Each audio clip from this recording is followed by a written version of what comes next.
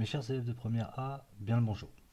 Alors une courte vidéo aujourd'hui, on attaque le chapitre 13, le dernier chapitre de l'année en chimie, un chapitre qui va être assez rapide, le contenu n'est pas flamboyant, euh, quoique il s'agit d'énergie et de réaction chimique. On va commencer par faire quelques petits rappels sur le cours de quatrième, où vous avez déjà abordé cette notion de combustion, et puis on va y ajouter, ici maintenant on est en première, on va y ajouter une petite partie calculatoire, mais vraiment rien de bien méchant, hein. Ça va être des additions et des multiplications et des soustractions.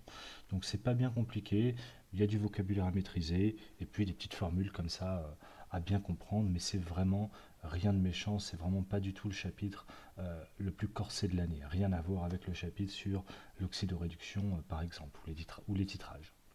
Alors, on va parler de feu, mais on va faire quelques rappels de quatrième. En quatrième, on a abordé donc la combustion. La combustion, c'est le fait de faire brûler quelque chose. Quand on fait brûler un truc, on effectue une combustion. Et on se demande d'abord, en quatrième, on se demande, mais comment fait-on pour faire du feu? Alors on peut utiliser la facilité, on peut utiliser un briquet, on peut utiliser une allumette, et à chaque fois, il va y avoir trois éléments qui vont être mis en jeu pour faire un feu. On peut également utiliser cette bonne vieille technique des silex, de frotter des silex sur quelque chose qui va prendre feu assez rapidement. On peut aussi utiliser les rayons du soleil, les faire converger vers une source de brindilles assez sèche afin qu'elles prennent feu.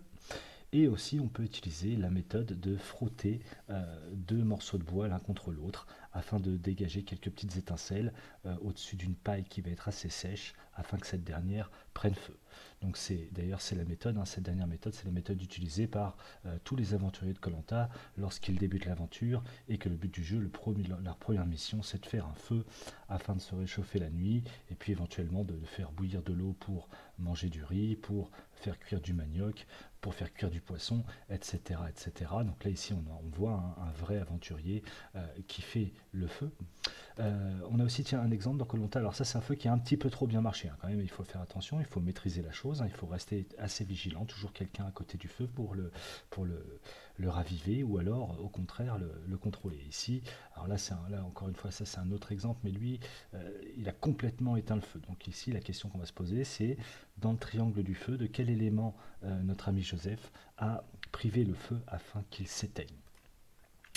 Des petites façons de faire un feu un petit peu plus élaborées.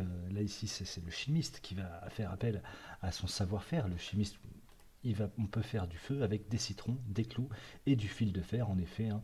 Ça, c'est un TP qu'on fait avec des quatrièmes pour les amuser un petit peu.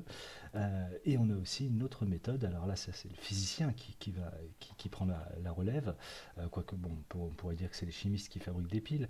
Mais on va utiliser une pile et un chewing-gum. Donc j'ai caché la marque ici pour ne pas faire de publicité. Et ce qui nous intéresse ici, c'est pas le chewing-gum, c'est son emballage. Mais quoi qu'à l'heure actuelle, il me semble que si vous achetez ces chewing-gums là pour faire cette expérience, ça ne fonctionne plus parce qu'il fallait un emballage en aluminium. Et il me semble que la marque Hollywood a changé ses emballages de chewing-gum et maintenant c'est du papier, hein. Je crois que c'est quelque chose de biodégradable, ce n'est plus de l'aluminium.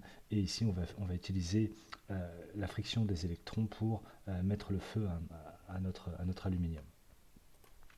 Ok, donc voilà, ça c'était quelques rappels sur comment faire un feu. Et en quatrième, on parle du triangle du feu. Alors ce triangle du feu, il est composé de trois éléments. Tout d'abord, le truc qui brûle, le combustible. Et le combustible, alors ça peut être du bois, ça peut être du gaz, ça peut être du pétrole. Pour faire brûler tout ça, il faut un comburant. La plupart du temps, c'est du dioxygène, hein. Dans toutes les réactions que l'on écrit en quatrième, c'est du dioxygène qui va être pris comme exemple de comburant. Mais aussi le dihydrogène peut être un comburant. Et enfin, il faut une source d'énergie qui peut être une friction ou bien qui peut être le soleil afin que tout ça prenne feu et le feu démarre. Alors en quatrième, on voit deux exemples au laboratoire. Rappelez-vous, hein, on a cette petite bouteille au labo et on met du fusain à l'intérieur que l'on allume. Et ici, le bouchon est hermétique et on prouve que lorsqu'il n'y a plus de dioxygène, eh bien, la combustion s'arrête et on a une bouteille de dioxygène. Et si on rajoute du dioxygène, eh bien, le fusain reprend feu, etc. Et ensuite, on a aussi, hein, on donne des petits briquets aux élèves afin qu'ils fassent la combustion du butane, hein, dans le briquet fabriquer le gaz qui se trouve, c'est du butane, enfin c'est un mélange de gaz mais essentiellement du butane, et on prouve que cette combustion va former du dioxyde de carbone avec le test de l'eau de chaux, et on prouve aussi qu'il y a formation d'eau avec le test du sulfate de cuivre anhydre. On rajoute un petit mot de vocabulaire ici, on parle d'une combustion complète lorsqu'il ne se forme que du dioxyde de carbone et de l'eau en guise de produit. On apprend à écrire des petites réactions chimiques entre le combustible, le dioxygène et comme produit essentiellement le CO2 et l'H2O. Ce qui nous amène en quatrième à remplir ces petits tableaux. Là, c'est la première fois qu'on écrit des équations chimiques. Donc là, on y va vraiment petit à petit. On écrit en français les atomes ou les molécules en symbole chimique. Ensuite, on fait en modèle moléculaire. On compte tous les atomes à gauche et à droite. On n'oublie jamais ce que Lavoisier nous a dit. Rien ne se perd, rien ne se crée, tout se transforme. Il faut absolument toujours compter à gauche et à droite et s'assurer qu'il y a bien le même nombre. Donc il faut toujours faire ça. Je vous ai demandé dans la feuille de cours de me prendre deux exemples, le propane et l'éthanol. Après, vous connaissez maintenant la formule brute du propane, vous connaissez la formule brute de l'éthanol. Vous rajoutez O2 en réactif et puis ça donnera du dioxyde de carbone et de l'eau. À vous de bien équilibrer tout ça. Normalement, juste le temps de l'écrire, c'est déjà torché. Alors, dans ce chapitre, on va ici voir juste une petite notion nouvelle dans ce grand 2, intitulé énergie mise en jeu lors d'une combustion. On va tout d'abord parler d'énergie molaire de liaison.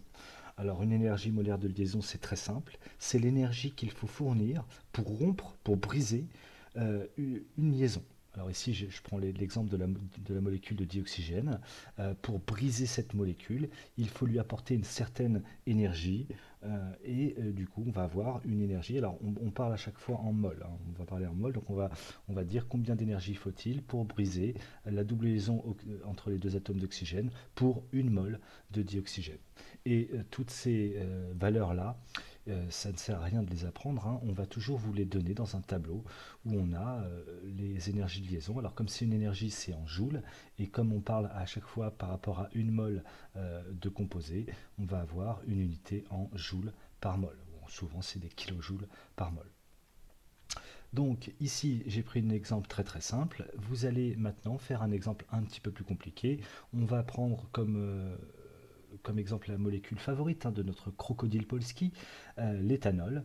Vous allez devoir écrire l'éthanol sous forme de Lewis, parce qu'en Lewis, on voit bien toutes les liaisons qu'il y a dans la molécule. Et pour calculer l'énergie molaire de la molécule d'éthanol, il faut faire la somme de toutes les énergies molaires de chaque liaison. Donc ici on a, je dis n'importe quoi, si on a 4 liaisons carbone-carbone, eh bien on va faire la somme, on va faire 4 liaisons carbone-carbone, plus tant de liaisons carbone-hydrogène, plus tant de liaisons carbone-oxygène, etc., etc. Et on aura une valeur en kilojoules par mol. Donc là c'est juste des additions et des multiplications, c'est quelque chose de très simple. Donc voilà, vous faites cet exemple et on débriefe ça tout à l'heure ou demain, ça dépend, je ne sais pas à quelle heure vous regardez la vidéo.